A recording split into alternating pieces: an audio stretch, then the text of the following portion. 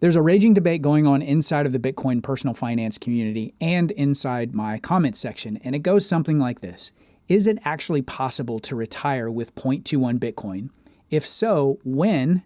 And can I actually do it inside of 5 years? So today I want to walk through the real math using a real life scenario of one of my private clients that I just walked through this very analysis with. And so by the end of the video, you'll have a better idea of if it's possible for you, what you need to do to get there in terms of planning, and what you can do if you're falling short. Special thank you to Bitbox Hardware Wallets for sponsoring this video. I'll talk more about them later. For some context, if we're just meeting, I'm Brad. I'm on a mission to empower millennials and Gen X to integrate Bitcoin more deeply into their personal finances so they can reach financial independence in 10 years or less.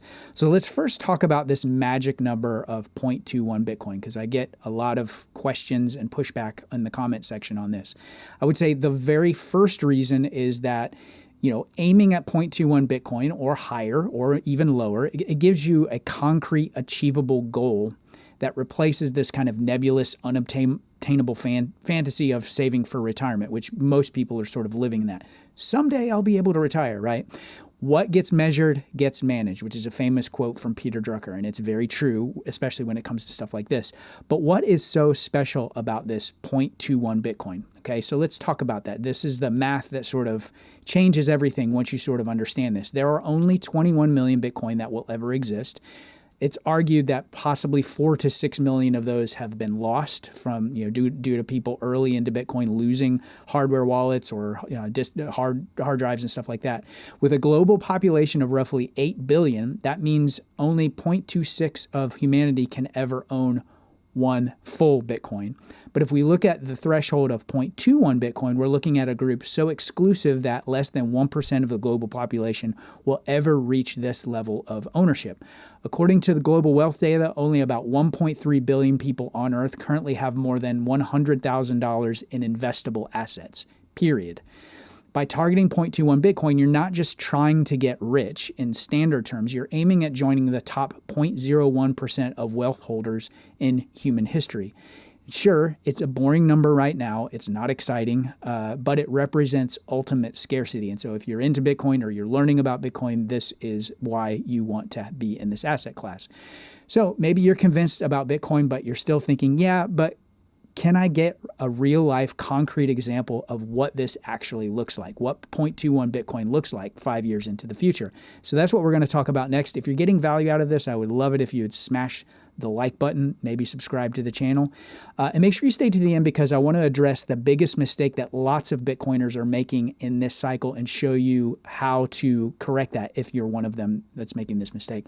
So let's talk about Harold the Millennial. It's not his real name. He's a new client of mine. I just worked with him within the last week. And just a little disclaimer, this exercise is going to require you to extrapolate, sort of what I'm doing and plug in your own numbers and do some analysis based on your own situation.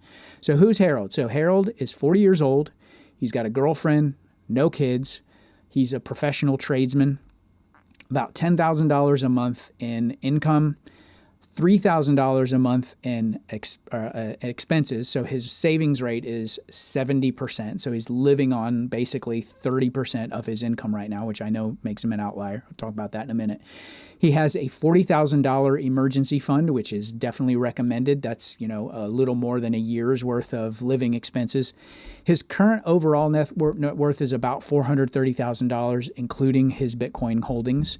And then his net worth goal, his FIRE number, if you will, is 1.5 million. Okay. So the difference between where he is right now, $430,000, and where he needs to get to is about $1,070,000 in the next 5 years, which is about $214,000 a year. Okay. So I can already see the wheel spinning. So we'll address all of this. I'll be the first to admit that Harold's situation is an outlier in terms of, his situation, his discipline, and his poise. So your situation might look very different from this. That's totally okay. The temptation would be to call it, it's impossible. I'm never going to be able to do it like this guy. Throw your hands up in the air and go back to watching cat videos, right? But before you do that, let's look at what 0.21 Bitcoin could be worth in 5 years at a conservative 25% compound annual growth rate. Now, you may have noticed that even if you've subscribed, you may not be getting served my videos. That's why I'm actively building my own algorithm here. This is my micro newsletter. It's one paragraph, couple of times a week. Just type micro in the comments if you want access to that. So let's get down to the nitty-gritty of these numbers. So right now, Bitcoin is about 81,700. So 0.21 Bitcoin would be about $17,000. And let's look at this scenario, over the next 5 years. So at 25% compound annual growth rate, next year it should be about $102,000. I think it's going to be higher than that, but who knows? We're being very conservative here. By 2028, 127. By 2029, 159. By 2030, 199. And so note that this is without adding any additional Bitcoin to his position. In 5 years, at the Bitcoin price being about $250K, he's only got about $52,368 in fiat terms of worth of Bitcoin. So no, you can't retire on that, obviously. So at a 25% CAGR, it looks like he doesn't make it in 5 years just with Bitcoin alone. But let's say he dollar cost averages the difference or the delta between his $120,000 per year income and his burn rate of $36,000 a year. So he's got $84,000 arguably that he could be putting into Bitcoin. So let's take a look at what that looks like. So let's say, year one, he's got his 0.21 Bitcoin, and then he adds, like another 0.8 Bitcoin to that position. So the next year he's going to have basically 1.21 Bitcoin. And then we'll look at, every year after that, let's say for some, these are very, I get it. These are very, optimistic. And I'll go through a little bit more of a realistic scenario. Then he continues to add to that position every year. Okay. So we're actually going out more than 5 years. And here too, at a 25% CAGR, it looks like he doesn't make it in precisely 5 years. So by 2031, he's still only got, at 3.5 Bitcoin, he's still only got 871. That's a little more than halfway to his financial independence number. But if he keeps doing that stacking for like the next, couple of years, he'll get there. So unless Bitcoin's CAGR is higher or he finds additional ways to facilitate buying more Bitcoin and or other assets, but you could argue that by 2033, 2034, he absolutely could pull the trigger on financial independence, retire early, using this DCA table. Now let's see what it would look like with an even more modest or realistic dollar cost average schedule. But first I want to talk about what to do once you have at least $1,000 worth of Bitcoin. Self-custody. I know it's a big, scary word for a lot of people, but I want to try to help make it less scary as part of my platform. Believe me, I know many of you guys, and I've talked to a lot of you guys in my one-to-one calls, are not interested in self-custody, or you're freaked out about self-custody, so you're not really into it yet. And I know that where we are in the adoption curve, especially if you've only been into Bitcoin for the last couple of years, you're in what's called the early majority. The early majority doesn't really care about what us OG Bitcoiners care about. We're all about, self-custody, holding your private keys, not your coins. And I know a lot of people in the early majority are, all about just number go up, let me get exposure to it. But the sponsor of today's video is Bitbox. And Bitbox is a hardware wallet that makes self-custody as easy as possible. A couple of things that I love about this wallet is two important specifications to look for in a hardware wallet from a cybersecurity perspective is that you want to have a Bitcoin-only option. Bitbox has a Bitcoin-only option and a multi-crypto option, but if you're going to hold Bitcoin on a hardware wallet, you want to make sure that it's Bitcoin-only and that the code is fully open source and can be audited by a third party. Those are two really important aspects to have. So it's a Swiss vault for your Bitcoin private keys. It's USB-C and literally works with every operating system, Windows, Mac OS, Linux, and Android. This is one of my favorite Bitcoin wallets in my 13 plus years of Bitcoin. I've helped onboard several of my clients using this. It's the easiest process that I've ever seen. So head over to bitbox.swish/Brad and use the code BRAD for 5% off. So let's talk about this modest DCA schedule. So a lot of investors tend to have a pile-in mentality when it comes to investing. They get a pile of money and they go all in.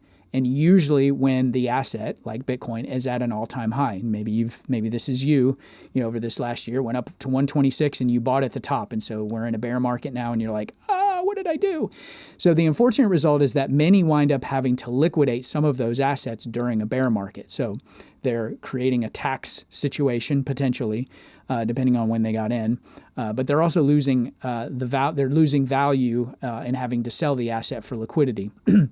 There's lots of research, and you can Google this yourself, that shows the more effective approach to investing over the long term is to do a dollar cost average. You can do it daily, weekly, monthly, quarterly, biannually. My wife and I are currently doing, a $10 a day dollar cost average. So this approach allows you to manage the volatility of the asset and stick to a more disciplined regimen while maintaining really good levels of liquidity. We're going back to that emergency fund, which we're going to talk about again here in a minute.